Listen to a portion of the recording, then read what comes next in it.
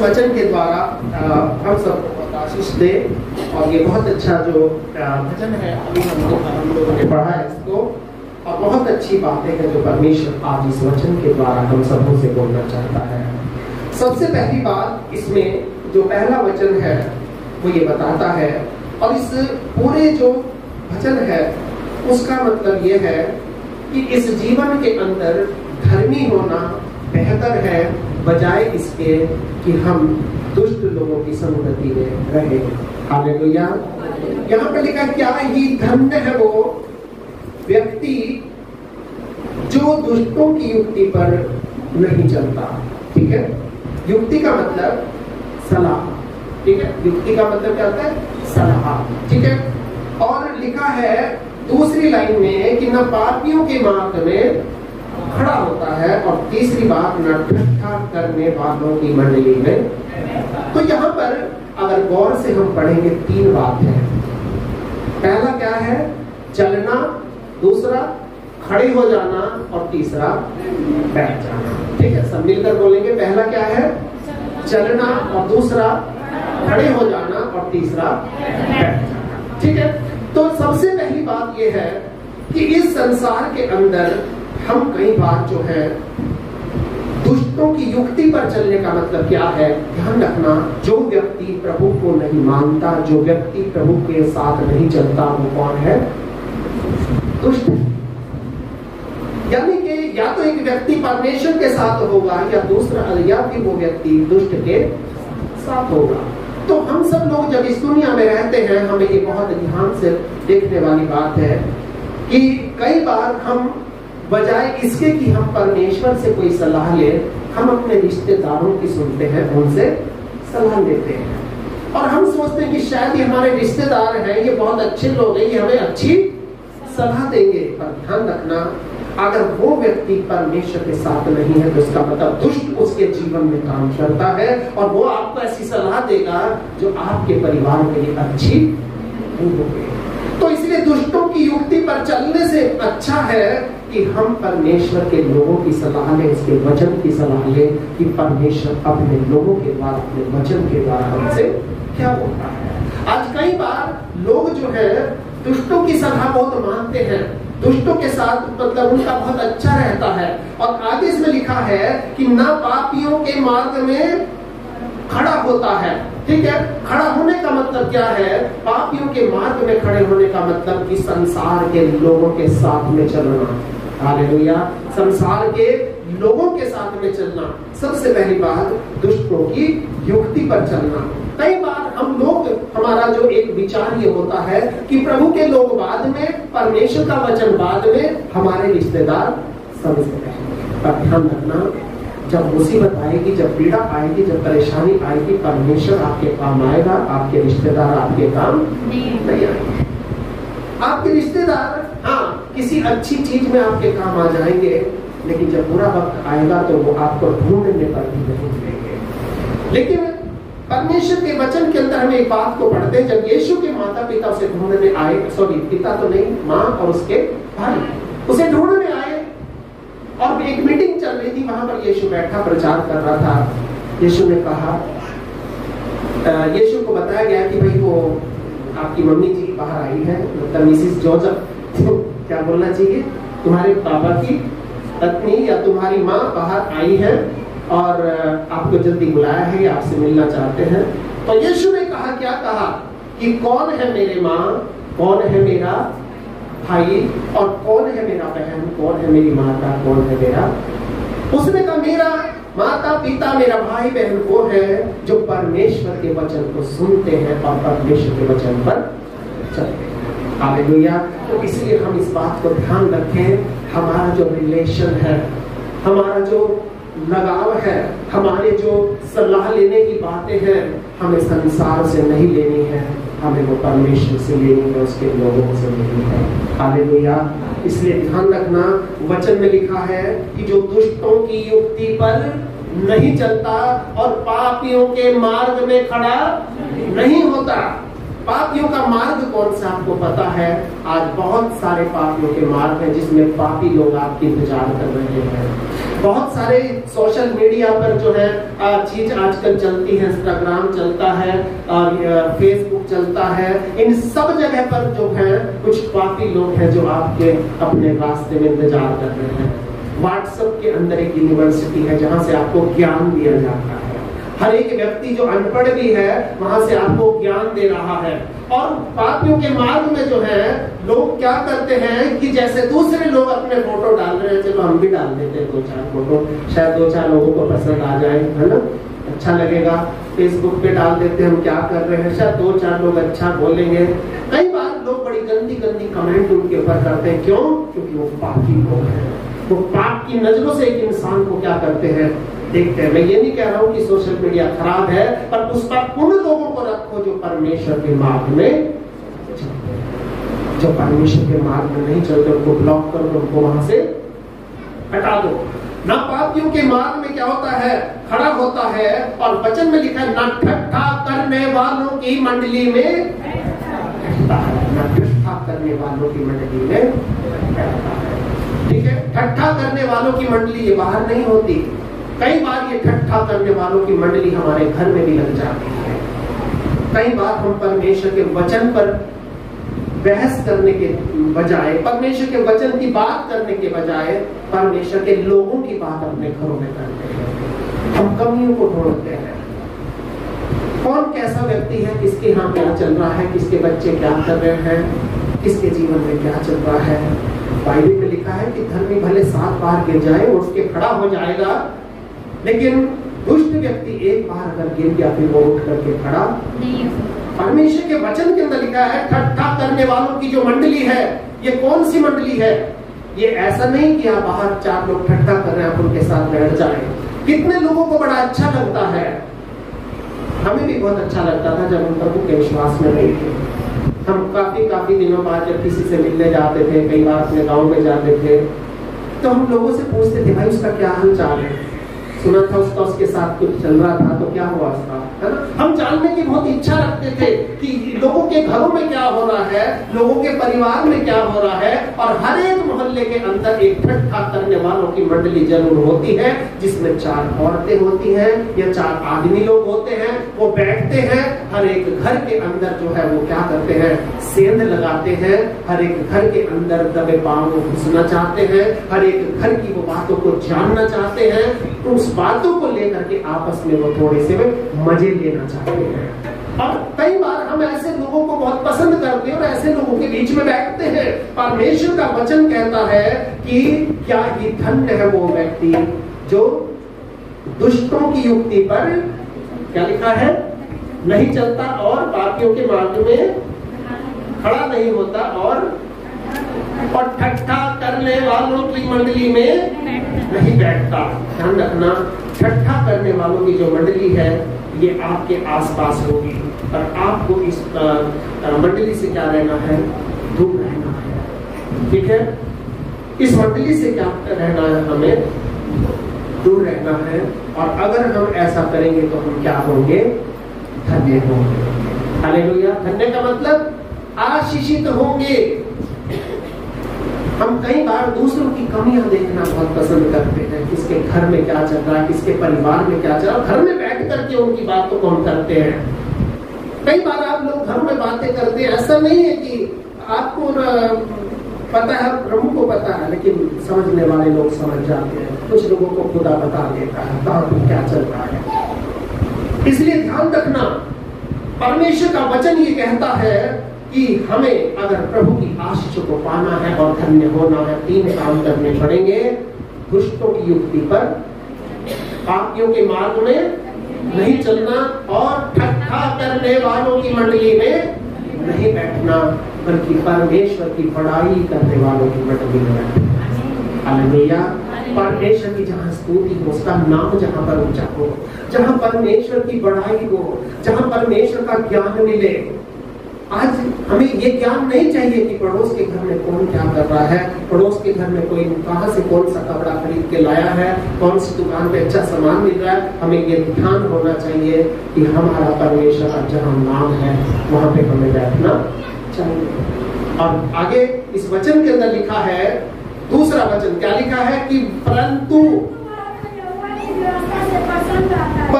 वो तो यहोवा की व्यवस्था से, यहोवा की व्यवस्था का मतलब परमेश्वर के इस वचन से जो उसने हमारे लिए दिया है उससे क्या रहता है, प्रसन्न रहता है। लेकिन पापी किससे प्रसन्न रहता है, दुष्टों से सलाह लेने से, दुष्टों के मार्ग में चलने से, ठट्ठा करने वालों की मंडली में बैठने से। लेकिन परमेश्वर का जो जन है वो कैसे प्रसन्न रहता है, उसकी व्यवस्था से प्रसन्न रहता है और उसकी व्यवस्था पर रात और दिन ध्यान करता रहता है। उसकी व्यवस्था, और उसकी व्यवस्था क्या है, उसका क्या है, उसका वचन है। परमेश्वर की व्यवस्था क्या है, उसका वचन है। इस वचन के ऊपर वो क्या करता है, ध्यान रखता है। उसको जब सलाह किसी बात के लिए चाहिए वो उस व्यवस्था को खोलता है, ये बताती है कि उसे क्या करना है। जब उसको मन में कोई चीज या किसी स्थान पर उसे खड़ा होना होता है, किसी जगह पर उसे जाना होता है, वो प्रभु के वचन को पढ़ता है। जब उसको कोई बात की जानकारी चाहिए होती है, अच्छे की या बुरे की, तो वो इस वचन में से देखता है, तो लोगों की सलाह नहीं देता। आज बहुत सारे लोग हैं, सलाह देने वाले आपको बहुत मिल जाएंगे, सलाह देने वाले बहुत मिल जाएंगे। एक से मांगोगे 50 से सलाह मिल जाएगी, लेकिन सहारा देने वाला परमेश्वर के सिवा आपको कोई भी सलाह बहुत देते हैं, ये काम कर लो जी, ये काम कर लो, और करके फिर वो पीछे हट जाएंगे और आपको उसमें क्या कर देंगे, फंसा देंगे। अब आप झेलते रहो, हमने तो आपको क्या दे दी, सलाह दे दी।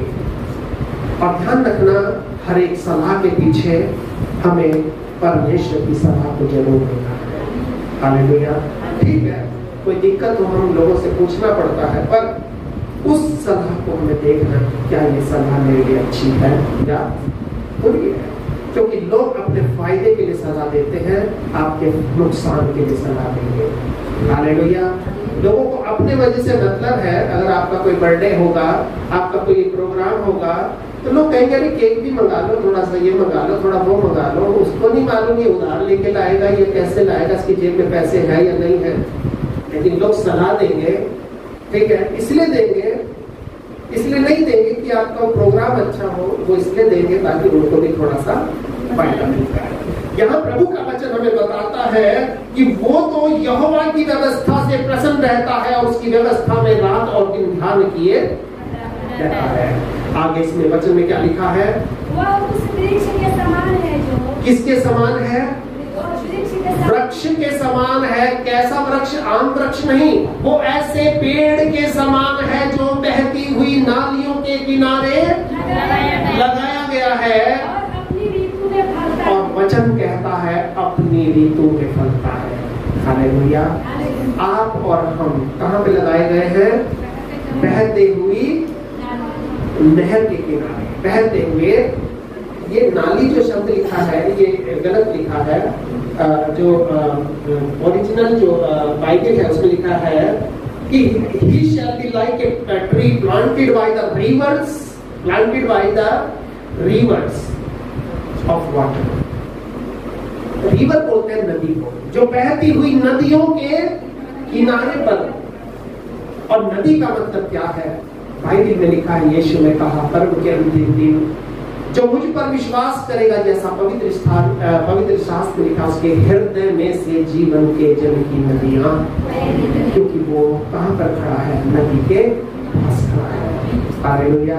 इसलिए प्रभु का वचन हमें यहाँ बताता है हम एक उस पेड़ के समान हैं जो बहती हुई नदियों के किनारे पर लगे हैं। हमारी जो जड़ें हैं जो लोगों को दिखाई नहीं दे रही, पेड़ का क्या दिखाई देता है, ऊपर का हिस्सा सब देखते हैं, लेकिन उनकी जड़ जिसके कारण वो पेड़ खड़ा है वो किसी को दिखाई नहीं। इसी तरह से हमारा वो छिपा हुआ जीवन है जो नीचे की तरफ खड़ा है और नीचे से वो उसको क्या मिल रहा है, वो जल मिल रहा है, उस जल के द्वारा उसको जीवन मिलता है। और आगे क्या लिखा है, उस पेड़ के समान है जो बहती नालियों के किनारे लगाया गया है, जो अपनी ऋतु में फलता है। और क्या लिखा है, जिसके पत्ते कभी क्या नहीं होते, क्या नहीं होते, मुरझाते नहीं, जिसके पत्ते कभी मुरझाते नहीं। ठीक है, परमेश्वर के पास जब हम आते हैं, परमेश्वर को जब हम अपना जीवन देते हैं, तो ध्यान रखना परमेश्वर हमारे जीवन में एक ऐसी आशीष बढ़ाता है कि हम हर एक परिस्थिति में खड़े रहेंगे। क्योंकि एक पेड़ को 3 मौसम झेलने पड़ते हैं। कौन से 3 मौसम, गर्मी, सर्दी और वर्षा। वैसे मनुष्य के जीवन में ये तीनों चीज आती है। गर्मी में क्या होता है, परेशानी आती है। सर्दी में क्या होता है, सिकुड़न आती है। और गर्मी और सर्दी के बीच में एक मौसम आता है जिसको बोलते हैं बसंत का मौसम, जिसमें उसके सारे पत्ते झड़ने होते हैं और वो पेड़ जो है उस समय बहुत बुरा दिखाई देता है। जब एक पेड़ के पत्ते झड़ते हैं तो कैसा दिखाई देता है, बहुत बेकार, कोई उसे पसंद नहीं करता, जिसको बोलते हैं पतझड़। लेकिन पतझड़ के बाद क्या आता है, सावन आता है। लेकिन बाइबल में लिखा है उसके पत्ते कभी मुरझाते नहीं, मौसम चाहे जो भी आए उसके पत्ते हमेशा क्या रहेंगे, हरे रहेंगे। हालेलुया। परमेश्वर के लोगों के जीवन के अंदर सुख दुख, गर्मी सर्दी बरसात, किसी भी चीज का कोई असर नहीं होगा। हालेलुया।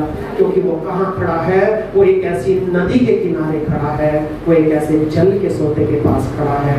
यीशु ने कहा जो प्यासा हो वो मेरे पास आए। हालेलुया। जो प्यासा हो वो मेरे पास आए, जैसा पवित्र शास्त्र में लिखा है, उसके हृदय में से जीवन के जल की नदियां निकलेंगी। हालेलुया। ये तो धर्मी लोग के बारे में लिखा है, पर 4थे वचन में क्या लिखा है,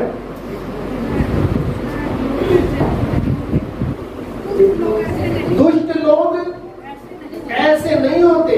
साफ कह रही है भाई, दुष्ट लोग ऐसे नहीं होते। और इसीलिए दुष्टों की युक्ति पर नहीं चलना है। क्योंकि दुष्ट लोग कैसे होते हैं, वे कैसे होते हैं, वे उस भूसी के समान होते हैं जो पवन से उड़ाई जाती है, क्योंकि उसका कोई आधार नहीं है, वो रुका हुआ नहीं है। इसलिए दुष्ट आपको सलाह देगा और गायब हो जाएगा। दुष्ट आपको परेशानी में डाल देगा और पीछे हट जाएगा। बहुत सारी ऐसी चीजें हैं। अमेरिका ने यूक्रेन को भिड़वा दिया, लेकिन फिर बाद में पीछे हट गया। अब वो झेल रहा है। उसने तो बीज बो दिया, लेकिन उसने झेलना पड़ रहा है। इसलिए यहाँ पर प्रभु का वचन हमें बताता है कि उस भूसी के समान होते हैं जो पवन से उड़ाई जाती है। यानी कि पवन क्या है, हवा है, और हवा जो है इस भूसी को उड़ा देगी। हालेलुया। बाइबल में लिखा है कि परमेश्वर अपने लोगों को, परमेश्वर अपने सेवकों को पवन और अपने दूतों को धधकती हुई आग बनाता है। यानी कि आप अगर परमेश्वर के सेवक हो, आप अगर परमेश्वर के जन हो, तो दुष्ट आपके सामने टिक भी नहीं सकते। हालेलुया। क्योंकि दुष्ट कौन होता है, जो दुष्ट आत्माओं के द्वारा चलाया जाता है। वो क्या है, दुष्ट आत्माओं के द्वारा चलाया जाता है। और धर्मी वो होता है जो परमेश्वर की आत्मा के द्वारा चलाया जाता है। हालेलुया। और इसलिए वचन में यहाँ पर लिखा है कि न पापी धर्मियों की मंडली में, पापी कहाँ नहीं ठहरेंगे, धर्मियों की मंडली में। और धर्मियों की मंडली कहाँ है, ये सब हमारे बीच में है। यहाँ पर उस व्यक्ति को बैठकर बिल्कुल अच्छा नहीं लगेगा जिसके अंदर उसे दुष्ट का वास होगा। हालेलुया। जोर से बोलेंगे हालेलुया।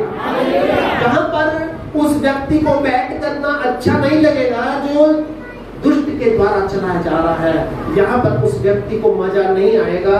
वो संसार के कामों को बहुत जरूरी समझेगा, वो परमेश्वर के काम को जरूरी नहीं समझेगा, क्योंकि उसकी नजरों में परमेश्वर का भय नहीं है। यहाँ पर वो व्यक्ति है जो परमेश्वर का भय। आगे इसमें लिखा है क्योंकि यहोवा धर्मियों का मार्ग जानता है, उसे मालूम है कि मेरे धर्मी लोग किस तरफ जा रहे हैं। पर वचन में क्या लिखा है? परंतु दुष्टों का मार्ग नष्ट हो जाएगा। नष्ट होने का मतलब मार्ग तो दोनों के हैं, दोनों की गाड़ियां जा रही हैं। हमें लगेगा देखो दुष्टों की गाड़ी कितनी तेज तेज भागी जा रही है, हम शायद पीछे रह गए, हमारी गाड़ी थोड़ा धीमे चल रही है। एक बार की बात है, हम एक पास्टर और थे मेरे साथ, रात का समय था, करीब 2-2:30 बजे का, और हम लोगों को पूरी रात सफर करके अलीगढ़ में पहुंचना था।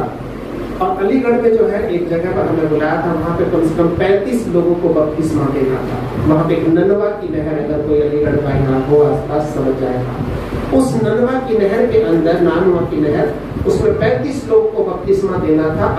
आकराबाद वहाँ पे एक जगह है, वहाँ पे पहुंचना था। और हमसे आगे आगे गाड़ी जा रही थी, और हमारे पास उस समय जो गाड़ी थी वो थी क्वालिस, एक गाड़ी चलती थी उस समय, क्वालिस, और उसके आगे आगे स्कॉर्पियो भागी जा रही थी। और हमारा जो ड्राइवर था वो क्या कर रहा, कभी उससे आगे निकाल रहा, कभी वो पीछे कर रहा। तो उसे मैंने एक बात कही, मैंने कहा भाई कोई बात नहीं, हम आराम से चलेंगे, इसको आगे जाने देते हैं, इसको आगे जाने देते हैं, ठीक है। उसमें 2-4 ऐसे उल्टे सीधे शायद लोग बैठे रहे होंगे, तो लग रहा था वो लोग सही लोग नहीं थे। वो गाड़ी आगे तेज जा रही थी, बहुत तेजी से भागी जा रही थी, हमारी गाड़ी उसके पीछे थी। मैंने कहा ऐसा है भाई, आप धीरे धीरे चलो। और उस समय मैं पास्टर ब्रह्म साहब के यहाँ पे क्या सेवा करता था। तो उस समय क्या हुआ कि अचानक से जो है रोड बीच में से ब्रेक हो गया, और उनकी गाड़ी सीधी कहाँ गई? गड्ढे में गिर गई। हमें नहीं मालूम उस गाड़ी में कुछ बचा था या नहीं बचा था। हमने गाड़ी को, और ड्राइवर ने बहुत पहले रोक लिया, और उस गाड़ी को जो है पीछे से काट करके वो उसी रोड पे चढ़ा कर फिर आगे निकल गया। कई बार हमें लगेगा कि देखो ये लोग कितने मजे करते जा रहे हैं, कितने अच्छे से लोग जा रहे हैं, और कितनी मतलब अच्छे से वो वहाँ पर इनका वो है, और शायद हमें लगता है हम इनसे पीछे रहते हैं। हमें लगेगा देखो ये दुष्ट लोग हैं, सबसे आगे भागे जा रहे हैं और हम इनसे पीछे रहते हैं। कई बार जब हम मैं प्रभु के पास नहीं था, मेरी साइकिल से आगे अगर कोई साइकिल निकाल लेता था तो मुझे बड़ा दुख होता था। मैं भी ताकत लगा के उससे आगे निकालता था, तो मुझे लगता था कि मैं इससे पीछे क्यों रहना है। इस तरह की भावना कई बार लोगों में होती है, और ये जो मैंने आपको बात बताई ये बिल्कुल सच्ची घटना है, बिल्कुल सच्ची घटना है। और यहाँ पर मैं आपको ये बताना चाहता हूँ कि दुष्ट लोग जो होंगे कैसे हैं, वो धर्मियों की मंडली में ठहर। कई बार धर्मियों का मार्ग या उनका रास्ता थोड़ा धीमा लगेगा। हमें लगेगा देखो कितनी तेजी से वो लोग तरक्की कर रहे हैं, देखो कितनी तेजी से भाग रहे हैं, देखो उनका कितना अच्छा काम हो रहा है, उन्होंने 2 करोड़ भी ले लिया, हमने 1 ही लिया है। उनके घर में 4 चीज ये हो गई, हमारे घर में 1 है, उनकी 2 मंजिल बन गई, हमारी 1 ही है। पर ध्यान रखना कि वो चीज जो उनके पास है वो भूसी के समान है, जो पवन से उड़ाई जाएगी, और वो आज दिख रही है लेकिन कल को आपको नजर नहीं आ रही है। हालेलुया। इसलिए बाइबल में लिखा है कि दुष्ट के बहुत माल से धर्मी का थोड़ा सा कमाया हुआ माल बहुत अच्छा। हालेलुया। परमेश्वर के इस वचन के अंदर हम इस बात को पढ़ते हैं कि इस दुनिया में दुष्टों की सलाह लेने से बढ़िया, दुष्टों के साथ बैठने से बढ़िया, दुष्टों के साथ अपना समय बिताने से बढ़िया है हम परमेश्वर की व्यवस्था के साथ अपने जीवन को बिताएं। हालेलुया। क्योंकि परमेश्वर की व्यवस्था आपको इस दुनिया में चलाएगी, और परमेश्वर दुष्टों के मार्ग को जानता है, उसे मार्ग आगे चल करके नष्ट हो जाएगा। धर्मियों का मार्ग भी हो जाते हैं, उसे मालूम है परमेश्वर अपने धर्मी को क्या कर देगा, बचा देगा। हालेलुया। परमेश्वर इस वचन के द्वारा हम सबको बहुत आशीष दे। आइए अभी हमारे पास समय होगा कि हम सब लोग थोड़े समय के लिए अपने अपने स्थानों पर खड़े होंगे, और परमेश्वर की थोड़े समय के लिए हम लोग जो है आराधना करेंगे। धन्यवाद।